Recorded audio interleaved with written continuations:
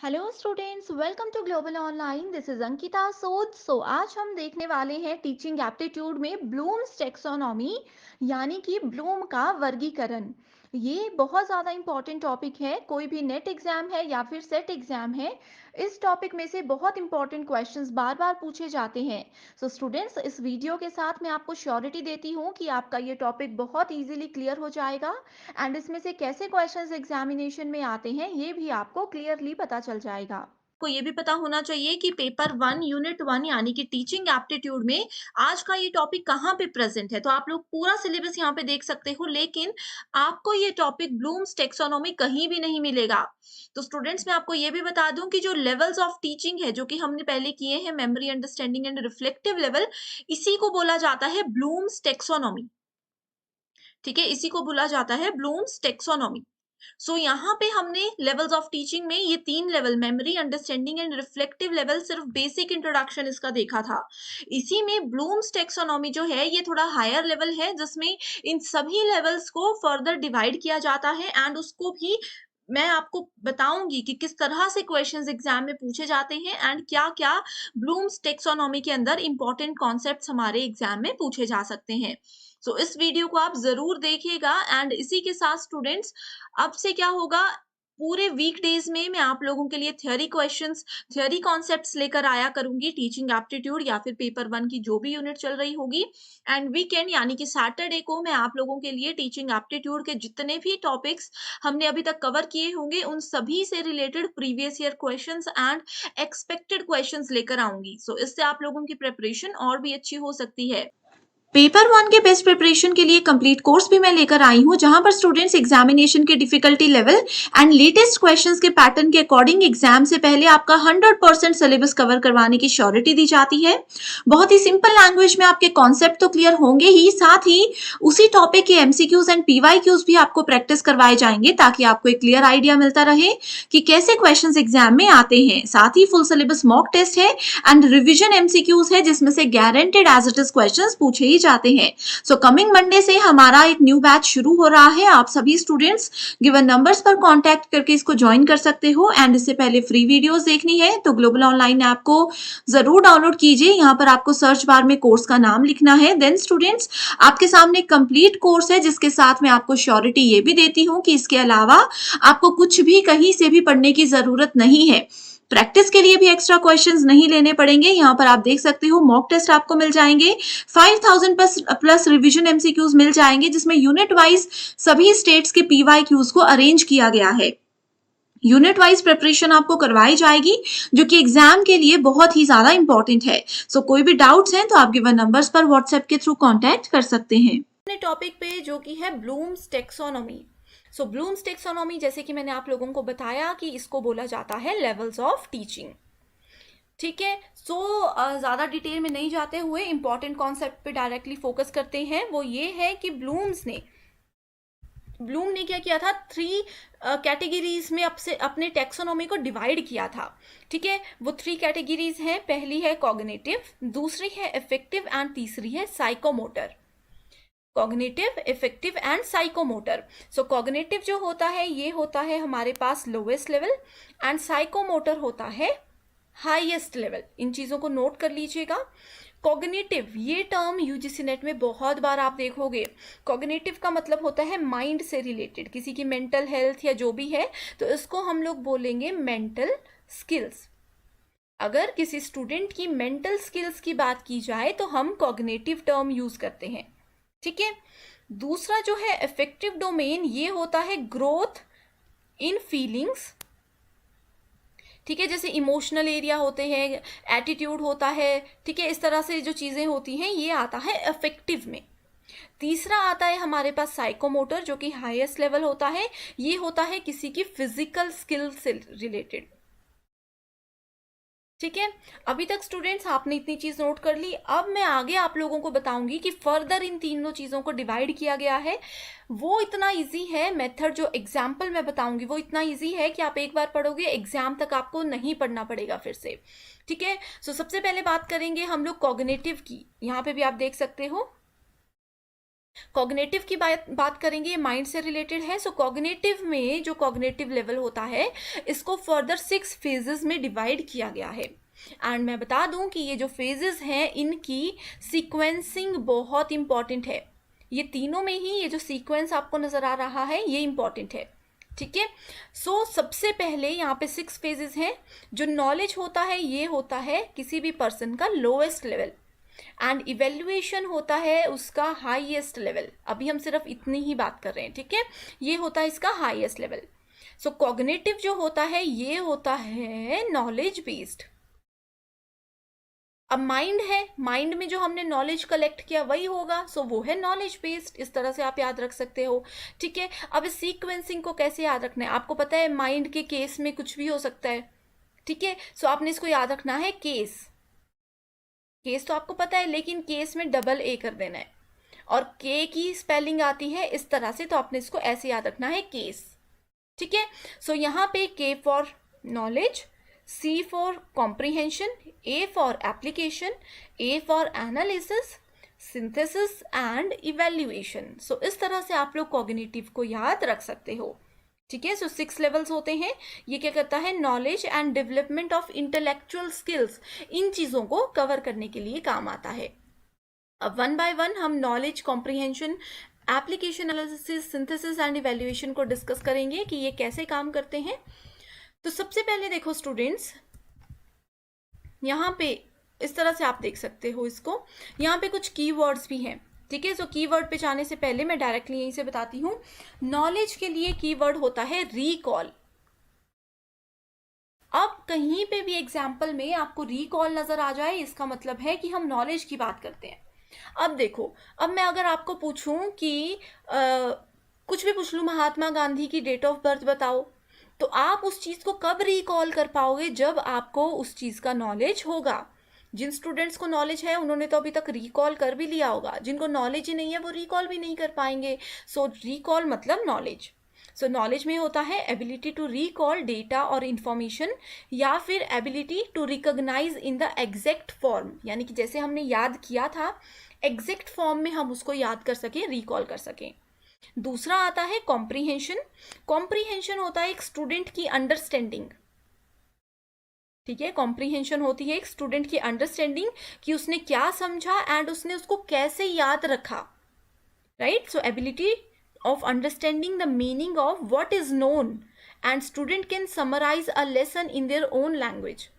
होता क्या है, टीचर ने एक लेसन हम लोगों को पढ़ाया एंड क्लास के एंड में बोला कि चलो इसको बताओ पूरे लेसन में क्या था, तो उस चीज को पूरी को अपनी लैंग्वेज में 2 मिनट में समराइज करके जो बता दिया जाता है, वो कॉम्प्रीहेंशन के अंदर आता है।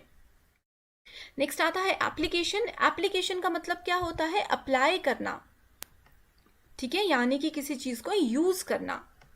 So ability to use the knowledge in a new situation. अब हमने ऊपर के 2 फेजेस में जो भी नॉलेज कलेक्ट किया, उस चीज को यूज करना, उस नॉलेज को अप्लाई करना इज कॉल्ड एप्लीकेशन। अब जैसे मैंने बचपन में लिखना सीख लिया, वो मेरा नॉलेज था, मैंने ए लिखना सीखा, मैंने बी लिखना सीखा। उसके बाद कॉम्प्रीहेंशन में मैंने क्या किया, मैंने ए को थोड़ा सा इस तरह से लिखना सीख लिया, बी को थोड़ा इस तरह से लिखना सीख लिया। एप्लीकेशन है कि ये जो नॉलेज और ये मैंने कलेक्ट किया, इसको मैं कहाँ यूज़ कर रही हूँ। आज मैं आपको पढ़ा रही हूँ, मैं इस तरह से यहाँ पे फटाफट लिख रही हूँ, ये मेरा नॉलेज है, ये मेरा एप्लीकेशन है, ठीक है। नेक्स्ट आता है एनालिसिस। एनालिसिस मतलब ability to differentiate facts and opinion. Analyse करना कि अभी तक हमने जो सीखा उसमें कुछ डिफरेंस है, आगे जो हम सीखेंगे उसमें कुछ डिफरेंस है, ये सब चीज़ें। सिंथेसिस का मतलब होता है ability to integrate different elements, जिसका कि न्यू मीनिंग हम निकाल सकें। जैसे अभी तक मैंने किसी चीज़ को समझ लिया था, उसका मैं कुछ और मीनिंग समझती थी, अब मैं उसी नॉलेज को यूज़ करके कोई नई चीज़ क्रिएट कर सकती हूँ, जनरेट कर सकती हूँ, नया मीनिंग निकाल सकती हूँ। That is called synthesis. And last आता है इवैल्यूएशन। इवैल्यूएट करने का मतलब होता है जजमेंट, ठीक है। सिंथेसिस का मतलब होता है न्यू मीनिंग। कहीं पे भी एग्जाम्पल में अगर आपको एग्जाम में न्यू मीनिंग दिख जाए तो सिंथेसिस होगा, जजमेंट दिख जाए तो इवैल्यूएशन होगा, ठीक है। So ability to make judgements about the importance of the concept. उस पर्टिकुलर कॉन्सेप्ट के बारे में जजमेंट देना, खुद को, किसी और को जज नहीं करना, खुद को, that is called evaluation. Right. So ये है हमारे कॉग्निटिव, दैट इज माइंड से रिलेटेड सेक्शन में।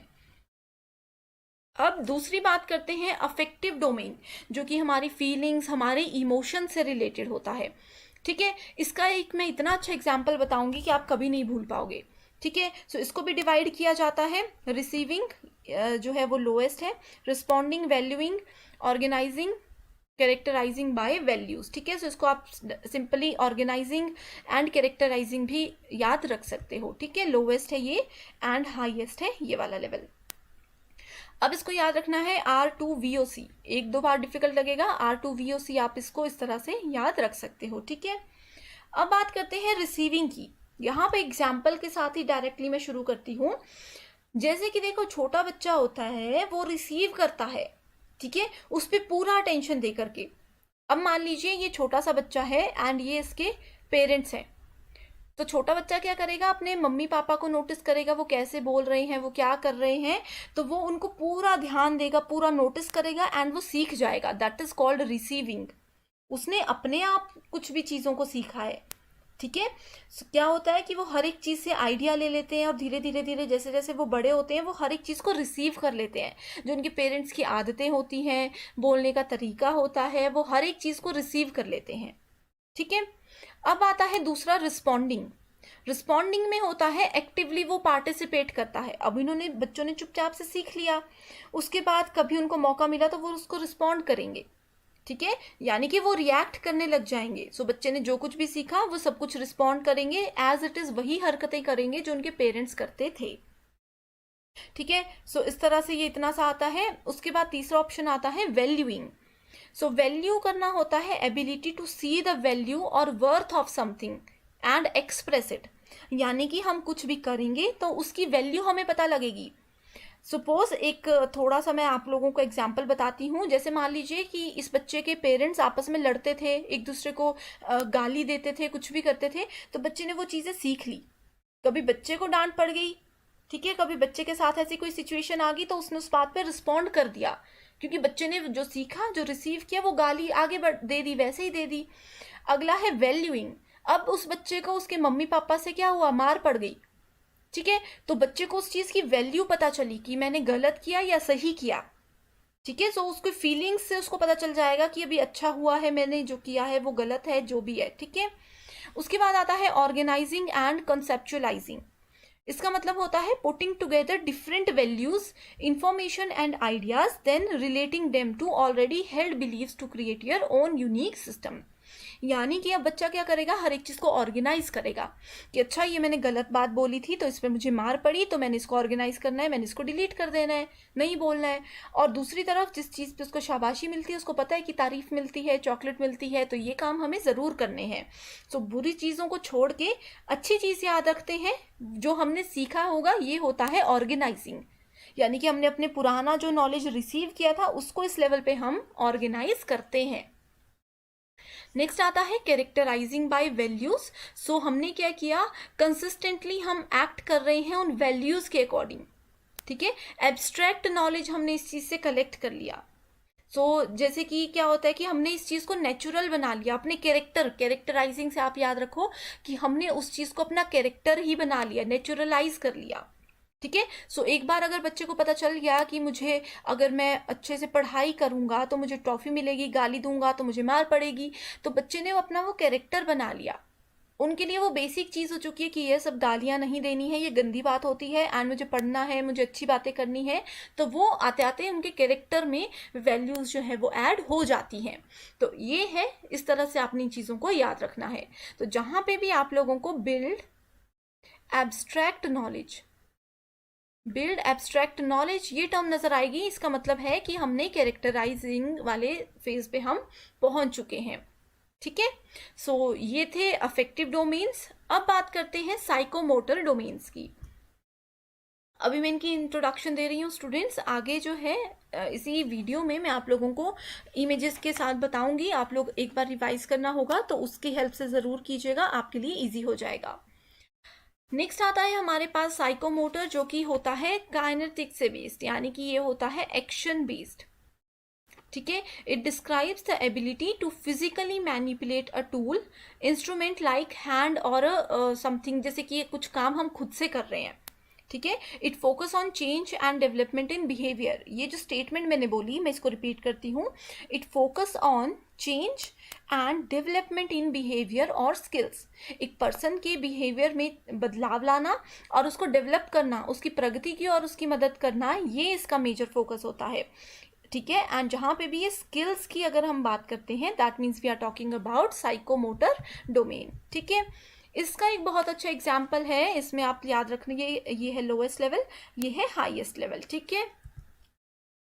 सो इसमें आपने कैसे याद रखना है, पहला आता है, इसको आप लोग इमिटेशन भी बोलते हैं, सिंपल लैंग्वेज में अगर बात करें तो ऑब्जर्वेशन भी बोलते हैं।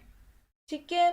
सो अब यहाँ पे एक एग्जाम्पल लेती हूँ, जैसे कि आपको पता है पॉट मेकिंग होती है।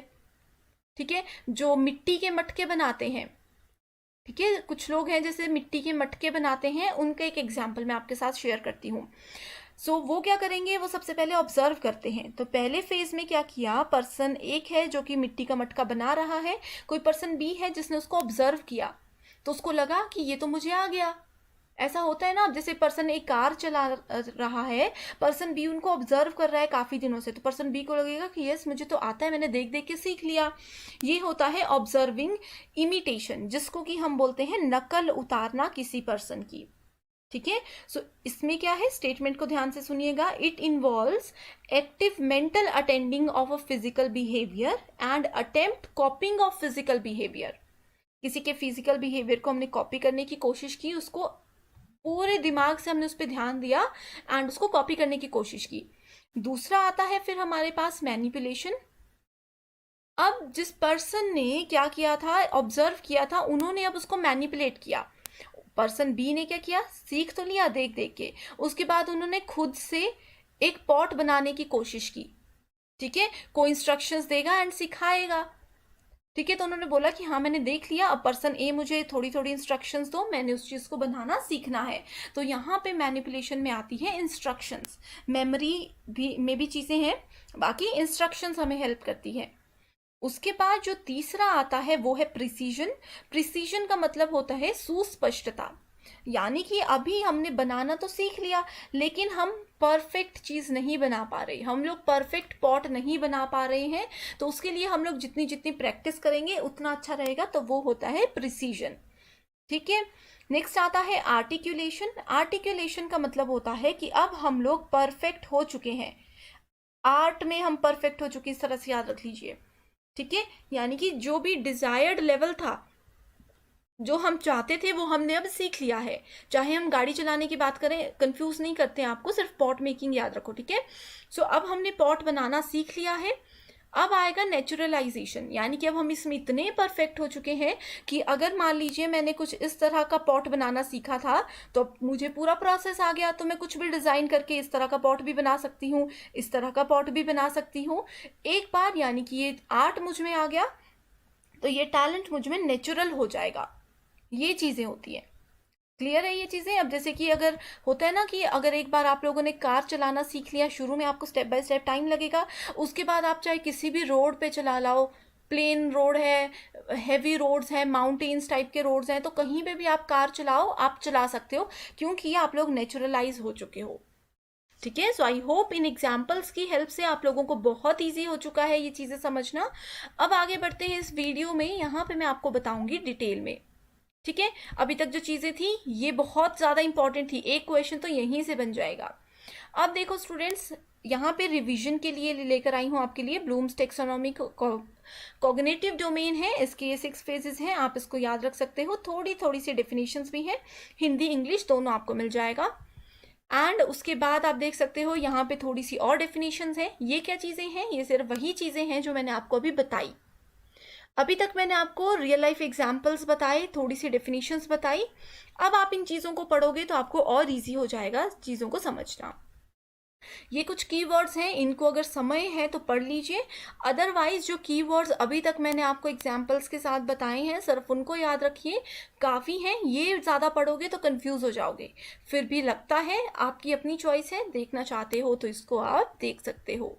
इसी के साथ स्टूडेंट्स ये जो हमने अफेक्टिव डोमेन की बात की थी, ठीक है, उसके लेवल्स भी हैं, उसकी छोटी छोटी सी डेफिनेशंस भी हैं। डेफिनेशंस में इस समय आप कंफ्यूज हो सकते हो, अगर एग्जाम्पल समझ चुके हो तो काफ़ी है, फिर भी आप लोग हमेशा की तरह बोलूँगी आपकी अपनी चॉइस है। अदरवाइज सिंपल लैंग्वेज इस टाइम पे जितनी सिंपल लैंग्वेज आप फॉलो करोगे उतना आपके लिए बेटर रहेगा, ठीक है। एक और टेक्सोनॉमी थी जो कि डेव्स ने दी थी, इससे क्वेश्चन नहीं पूछे जाते, फिर भी if you want you can check, ठीक है। ये जो तीसरी टेक्सोनॉमी मैंने आप लोगों को बताई थी साइकोमोटर, ये वही वाले स्टेजेस हैं एज इट इज, ठीक है। सो डेव्स ने ये साइकोमोटर टेक्सोनॉमी जनरली हमें दी है, राइट। सो लेवल्स देख लो साइकोमोटर के, जो भी है हर एक चीज़ आपके सामने है। सो आई होप स्टूडेंट्स आज की वीडियो आप लोगों को पसंद आई है, एंड अगर आप लोग इसी तरह की वीडियो लेक्चर्स मुझसे चाहते हो तो आप कमेंट करके मुझे ज़रूर बताइएगा, मैं आपके लिए इस तरह के वीडियो लेक्चर्स लेकर आऊँगी। श्योर टॉपिक्स हैं तो अच्छे से फॉलो कीजिएगा। So thank you so much for watching this and I wish you all the very best.